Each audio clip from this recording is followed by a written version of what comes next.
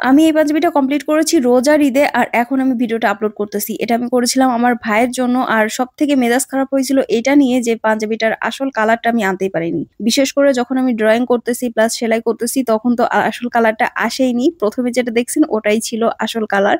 আর এই যে আমি ড্রয়িংটা করতেছি এটা আমি করতেছি হিট ইরেজেবল পেন দিয়ে। এই পেনগুলো দিয়ে যখন আপনারা ড্রয়িং করবেন তখন কিন্তু একটুখানি হিট দিলে বা যখন একটু আয়রন দিবেন দেখবেন যে এমনিতেই এই কলমের কালিটা উঠে যাবে। তবে যারা নতুন আছেন তারা কিন্তু পেন্সিল ব্যবহার করতে পারেন। সেই সাথে কিন্তু যে ধরনের মার্কার গুলার কালি একবার ওয়াশ করলে উঠে যায় সেটা ব্যবহার করতে পারেন। কলমের মানে একদমই ড্রয়িং করবেন না কলম দিয়ে, তাহলে কিন্তু একদমই যা তা একটা অবস্থা হয়ে যাবে, মানে উঠবেই না।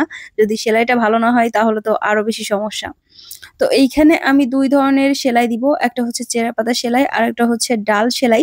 ২ টা সেলাই দিয়েই আমি পাঞ্জাবিটার কাজটা কমপ্লিট করব। যেহেতু আমার কাছে খুবই কম সময় ছিল, সেজন্য আমি ১ দিনের ভেতরে এই সিম্পল ডিজাইনটাই করে দিছিলাম আমার ভাইকে।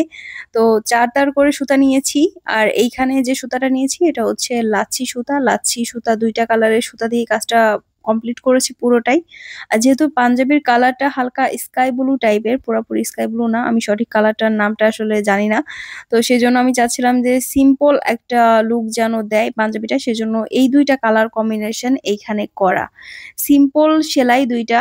আর এই ধরনের সেলাই আমার কাছে মনে হয় যারা বেসিক সেলাই পারেন তারা সবাই পারবেন। যারা সিম্পল ডিজাইন পছন্দ করেন বা খুবই অল্প সময়ের ভিতরে পাঞ্জাবি করতে চান তারা কিন্তু খুবই সহজে এই পাঞ্জাবিটার কাজটা করতে পারেন। দেখতে খুবই সুন্দর লাগে আর সত্যি বলতে বাস্তবে এটা দেখতে আরো অনেক বেশি সুন্দর ছিল।